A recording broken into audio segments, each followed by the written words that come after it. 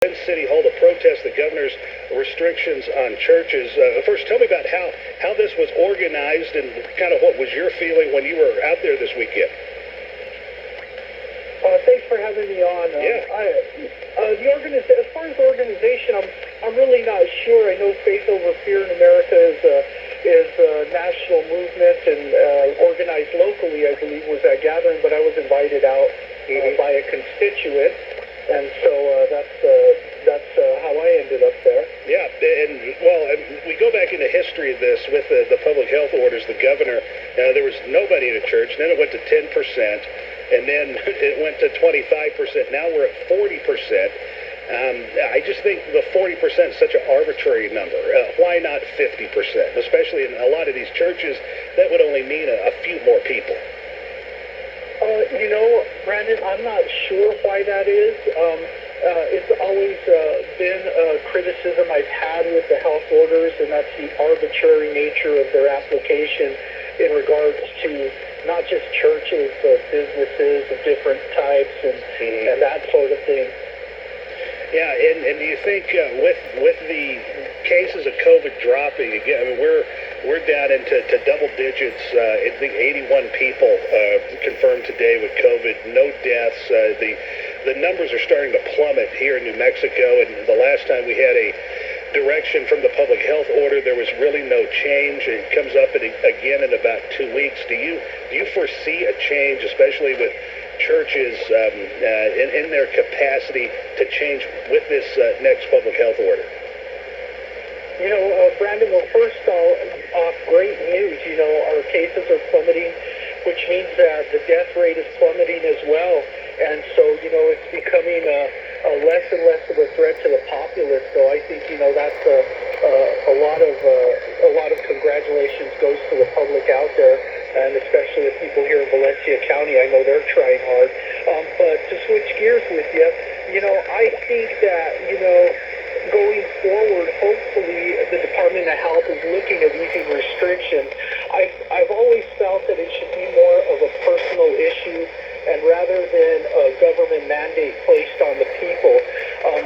Maybe that's the transition, and I'm hopeful that's the transition that the executive's going to take now into a place where it allows people to make decisions, and we can ease restrictions that way. Without mandates, we have more flexibility and more control over our economy, our kids' education, and our daily lives. Yeah, and one of the things from the public health orders is that New Mexico has done it all together. There's a little exception there with schools, some of moving into the hybrid model. But you look at some of the counties and the rural places here in the state of New Mexico, do you really think it made sense for this much restriction with churches and with businesses? Like I said, I think we needed more of a flexible approach than what we had. We took a very rigid approach, and looking across, I'm looking at the CDC map, and God bless us, but New Mexico's had very low rates throughout the whole thing. But we can look at other states that have shared those low rates, states like Maine, South Dakota, North Dakota, Wyoming, and those have all had significantly less restrictions than what we have, with, in some cases, lower case and death rates than we have. But the price that we paid was an economic price and a price to our people in human currency, suicide rates, and addiction coming from isolation. Yeah. It's State Senator Greg Baca with us on News Radio KQB.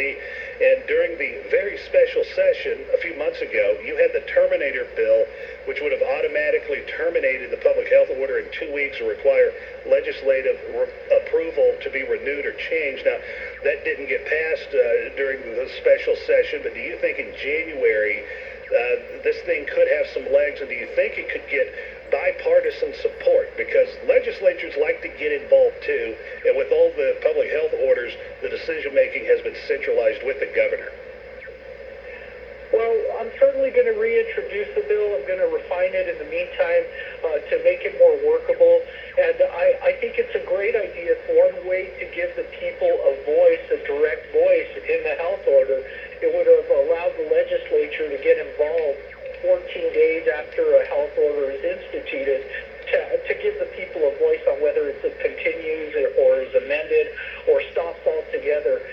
I think that flexibility is exactly what we need, less than a rigid approach, which we did take in most cases. Yeah, and with the actual church protest that happened in Belen, do you think most churches have adopted to the style, just more services, maybe some outdoor stuff, or how important do you think it is to get that capacity up for people to go and worship like the police?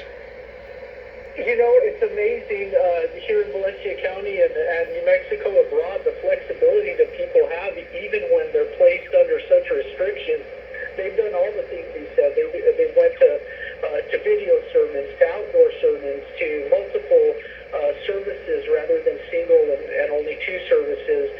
But it's important to get to increase the amount of people allowed within the service. I've always thought that you go into church, you have your seat, you worship God, you stand up and you go back out to your car. You know, it's hard for me to understand how that poses such a greater threat than walking and perusing through a big box store with far less restrictions, touching objects along the way. Mm-hmm. Yeah, and Greg, do you foresee many of these protests start to continue? Maybe not just with the church capacity, but other things with the public health order as we surge through here and we see the cases drop like a rock here in New Mexico?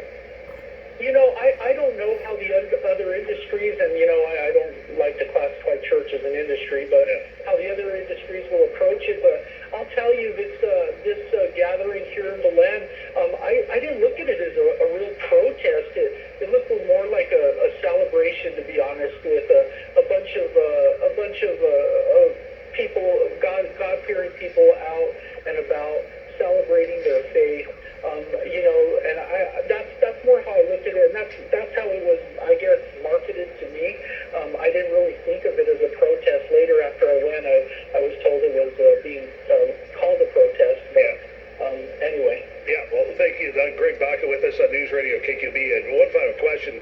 The governor testified before Congress via Zoom last week, wanting federal government money for a bailout for the state. She wasn't advocating for a stimulus for citizens, but money from the state. Do you think that's a wise move for the federal government to bail out some of these states? You know, I'm not going to say no to money from the federal government for people here in New Mexico. We're already one of the poorest states, you know. Generally speaking, from a policy position, I would say that is not a good idea to make a habit of, but we are where we are. And so, you know, I would advocate for getting help from the Fed as well. You know, we could use that funding to get ourselves back on our feet at this point in the game. Good deal. State Senator Greg Baca, thanks for being with us tonight. Thank you for having me. Have a good night. All right. Thank you, Greg Baca. And first, let me tell you about this. You need an escape from the city? Discover Edgewood. It's a beautiful drive.